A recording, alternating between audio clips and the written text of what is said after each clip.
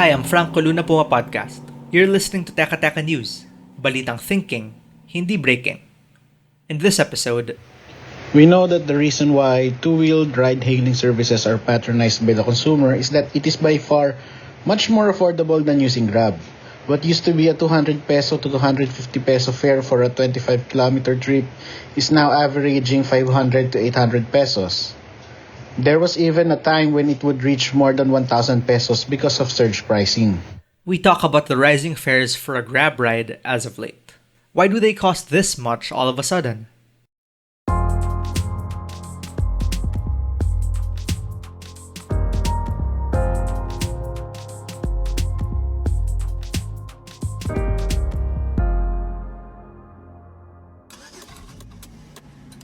Ride-hailing services like Grab and Uber changed the game. Before they came along, people often had to put up with dirty, overcharging, and sometimes unsafe taxis. In Metro Manila, drivers often turned off the meter and demanded a fixed fare. But then we all know Uber eventually pulled out of the Asian market, leaving Grab with a sizable monopoly and the power to dictate prices. And lately, Grab's not been much of an option for people already struggling with high food prices. But commuter group The Passenger Forum says it's bigger than that. Yung dynamic pricing ng TNVS, ibig sabihin, mayroong fair metrics yung gobyerno pero may malaking allowance yan eh. Ang pagtatansya natin, pumapasok pa rin siya dun sa allowance na binibigay ng government, dun sa matrix, no? That's Primo Morillo, The Passenger Forum's convener. He says the rates have more to do with their pricing scheme. Surge charges are basically additional fees imposed during peak hours when demand is higher than supply. And it's a perfectly legal business model. So bale, Grab prices are high not because Grab prices are high. Grab prices are high because the demand is high. Ang paraan para mapababa yan ay yung hayaan yung mas maraming units para humabol yung supply sa demand. Kasi mapapansin mo naman na kahit na ngayon, mataas talaga. Sa akin, sa tingin ko, wala pa naman lumalagpas. Parang laging naka-permanent surge lang. Yun yung problema.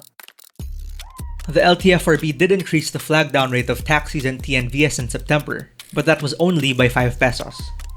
Oh, that's right. TNVS stands for Transport Network Vehicle Services. Grab falls under this. Right now, the minimum fare for ride-hailing services ranges from 45 to 55 pesos. That was after Grab asked for a 20 peso fare hike.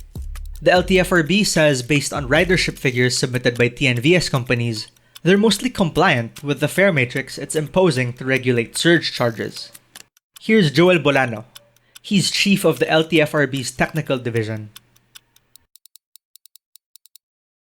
Tingin ko hindi naman siya dapat nagdidependent sa supply at saka sa demand. Kasi ang fixed naman yung fare matrix. Yung surge naman, possible na magmamatter yan because of the demand. So, ang tingin ko kasi dyan, yung demand kasi, may oras lang siya. So, kaya nga tinitingnan din namin kung ano yung effect ng available number of TNVS. That's kaya nga sabi ko sa ini-study ng board kung yung remaining slots, dapat i-open o kailangan dagdagan.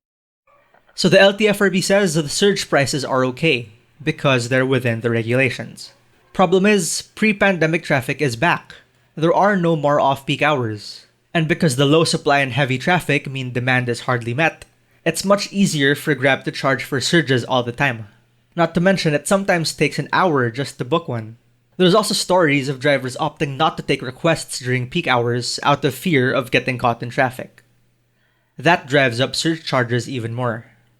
Primo says another issue is that the supply of available cars is low to begin with, whether or not you book during peak hours.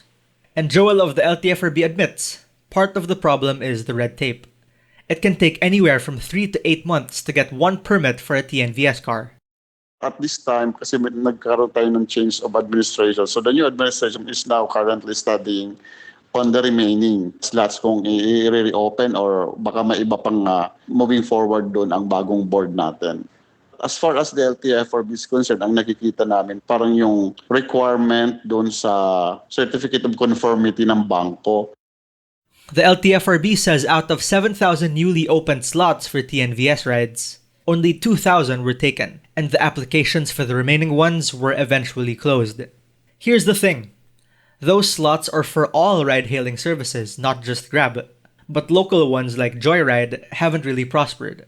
Listen to Ronald Gustillo of digital advocacy group Digital Pinoys. He says the LTFRB could do a much better job of onboarding new slots for existing applicants. So ako, ang tingin ko, what the national government needs to do is to give LTFRB additional budget for the accreditation of TNVS and hopefully sa MC Taxi pag may loan na. Nang sa ganon, mabilis nilang ma-process yung accreditation ng mga vehicles. Yung ibang TNVS groups, yun din naman talaga yung inaangal nila, ang bagal ng accreditation. We also reached out to Grab for comment multiple times, but they were unwilling to grant an interview. The LTFRB is the chief regulating body on fare, and we just follow based on the guidance of the LTFRB, they said in a text message. It's also worth mentioning that Grab has already been accused of overpricing once before.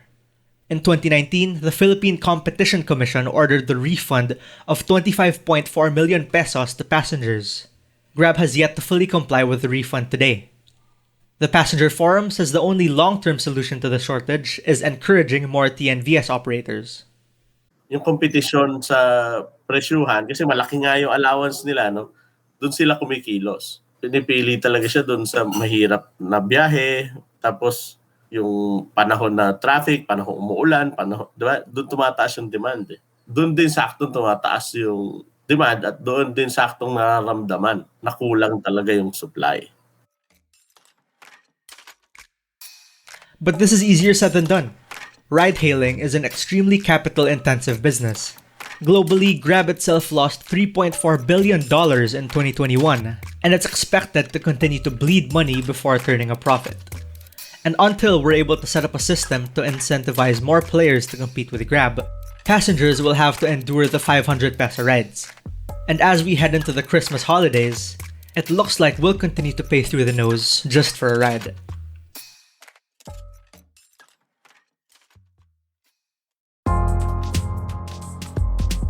And that was today's episode of Teka Teka. Again, I'm Franco Luna. This episode was edited by Presh Capistrano and produced by Kat Ventura. If you liked this episode, share it with a friend or two. And of course, don't forget to follow Teka Teka and PumaPodcast wherever you listen. At para sa mga mahilig manood sa YouTube, PumaPodcast na rin po kami doon. Just search PumaPodcast and subscribe to our channel. Thanks for listening.